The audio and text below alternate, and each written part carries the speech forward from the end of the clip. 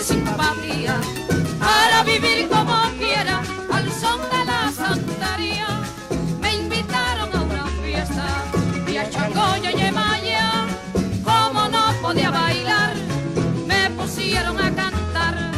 Como no podía bailar, me pusieron a cantar. Ayumi, ayumi, llegó el Congo Lucumí. Ayumi, ayumi, llegó el Congo Lucumí. Yo sí que trabajo ganga, yo soy Congo Lucumí. Ayumi, ayumi, llegó el Congo Lucumí. Ayumi, ayumi, llegó el Congo Lucumí. Que Maya madre divina, yo sí que soy Lucumí. Ayumi, ayumi, llegó el Congo Lucumí. Ayumi, ayumi, llegó el Congo Lucumí. Allá, a despojar, allá papá.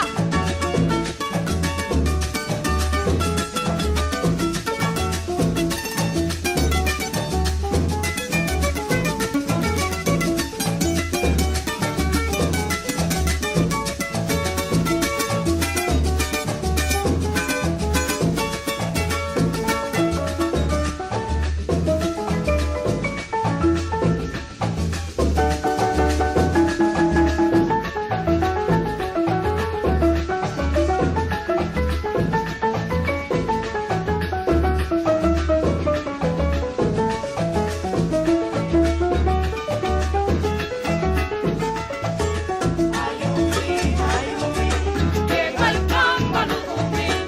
Ayumi, ayumi, llegó el Congo Lucumí. Trabajo con 7 rayos, yo soy Congo Lucumí. Ayumi, ayumi, llegó el Congo Lucumí. Ayumi, ayumi, llegó el Congo Lucumí. Good morning, good evening, and good afternoon, and thank you for joining us for another edition of the Divination Table. I am your host, Michael Lennon, and our special guest was born with the insane notion that he came here to bring magic back into the world. He believes in showing numinous behind the mundane, the mystical in the everyday lives of men and women as well as animals, and believes that the truth is best received wrapped in a tortilla of laughter. He's been a professional hypnotist and fortune teller for 15 years, as well as an author. He's invented several unique and powerful methods of divination, including several decks of cards. Let me bring on our special guest, Hayden Chance of Lucky Lynx.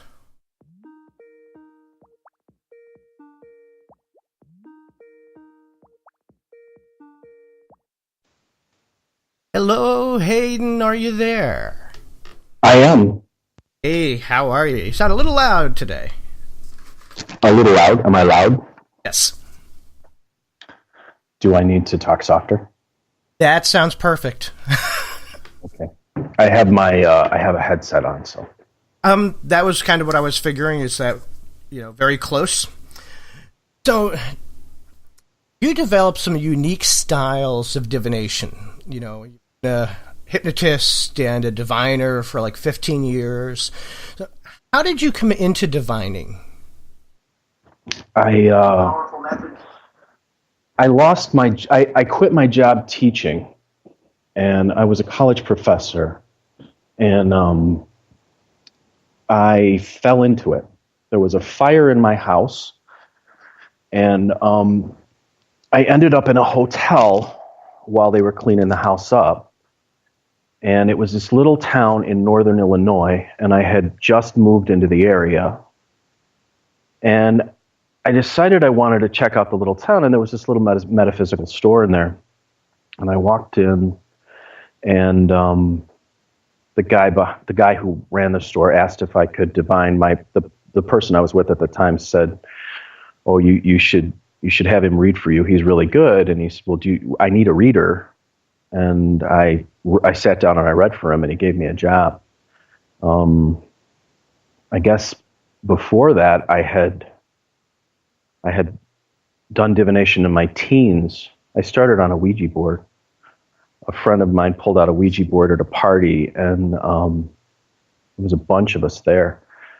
and I just naturally fell into the role of medium, I guess. So it was sort of a surprise to me. It was something I was always fascinated with. It was something I was always interested in, but I was also raised to be afraid of it. So a lot of us are, depending on our family, our religions, our upbringing. A lot of us are afraid of that's not known, or that it's of the devil, or it's unnatural. Completely natural gift. Well, when I was a kid, I could see things very clearly in the dark, and I could hear things. They seemed like snippets of conversations that were playing over and over and over again. And my family was always trying to tell me, no, you're just imagining it. So I was terrified of the dark when I was a kid because of the stuff I could see in there. I could see faces. I could see things moving around. I could hear very distinctly voices that were, that, like I said, they sounded like a loop that was caught playing over and over again from either another time or an imprint or something. And at one point, I shut it off. I had to shut it off. A very difficult situation happened, and it was the last time I remember seeing or hearing anything. I think I shut it off. At least my mind believes that it was shut off. I know enough about the human mind to know that we edit things, that you can still be seeing and hearing things, but edit them so that you're not aware that you are. Yeah, so they don't affect you. Yeah, then they still affect you. Yeah, that's exactly it. So I was at this party, and a friend of mine pulled out this Ouija board, and like I said, I fell into the role of medium, and I was working at a bookstore when I was in high school, and of course I had access to tarot cards, so I got a couple of decks, and I played with them sporadically. I don't know that I was so much afraid of it, because when it came time to do it, I just did it. When I first started, I think I was afraid of outcomes I didn't want to see. But yeah, my mother was a very superstitious woman. She was terrified of that stuff, and she was very, very Catholic. And there was a great irony in the fact that she would spend I don't know how many hundreds of dollars a year to get the priest to pray for her and to send her novena cards, but if you took it on yourself, it was considered evil. I was also in a Catholic boys' school my teen years, and they were also very narrow-minded. So I guess I saw a lot of people who were really, really narrow-minded, and I wanted answers that no one was giving me. I mean, I asked their priests about, what was going on in the world. They didn't seem to know. I always seemed to meet counselors and priests and religious people and adults who they couldn't answer my questions. They could never answer my questions. They would always look at me and say, I don't know. I guess I figured then that they weren't asking the right, either I was asking questions that were too tough for them, or they weren't asking the right questions themselves. So it was inevitable that I would end up finding another way to get the answers that I wasn't getting. So you left your job and moved out to the Napa Valley. Well, I had a job. No, I was actually doing hypnosis in Chicago when we moved here. I left my job teaching.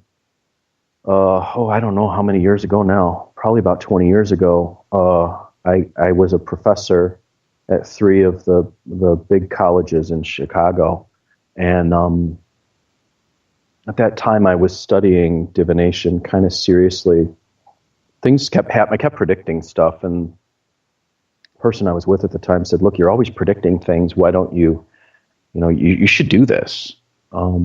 So I really was seriously studying it at the time, and I was doing a lot of tricky things with the cards. I was doing shadow work and everything, which is funny because in my last video I said it's not for beginners, but it was one of the ways that I learned deeply what the cards meant. Well, you have an interesting take on cards. We'll get to that in a little bit. Yeah. I was a writing professor, and I saw what was happening with the kids. Something weird happened.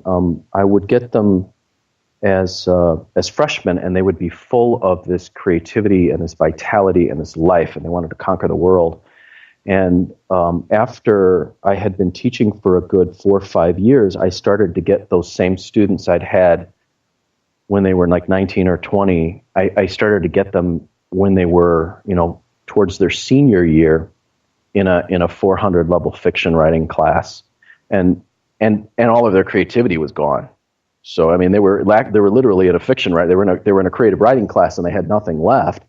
And I realized the rigidity and the narrow-mindedness of academia was destroying creative thought, was destroying self-reliance, was destroying exploration and real science and real art and real physics. I couldn't believe what I was seeing, and I had worked so hard to get there. I mean, that was so cutthroat. And I remember going into Loyola University, and I remember telling the department chair, I said, "Look, I'm trained in fiction writing. That's my degree. I had two degrees in fiction writing and a minor in dance. I was a dancer. I studied ballet." And so it's like, what am I going to do besides teach here? But I said to him, I said, "Look, I'm story is my thing. I have my my terminal degree in fiction writing." He goes, "You'll never get a class." He goes, "There's going to be no class." He goes, "You'll never get a fiction writing class. That's just not going to happen." I said, "Yeah, but just remember me." He says, "It's not going to happen." And I said, "Just remember me." And next semester he called me up and he said, "You're never going to believe this. I need a fiction writing teacher. Will you take the class?" And so I loved it. I just loved it. I loved teaching. I loved the kids.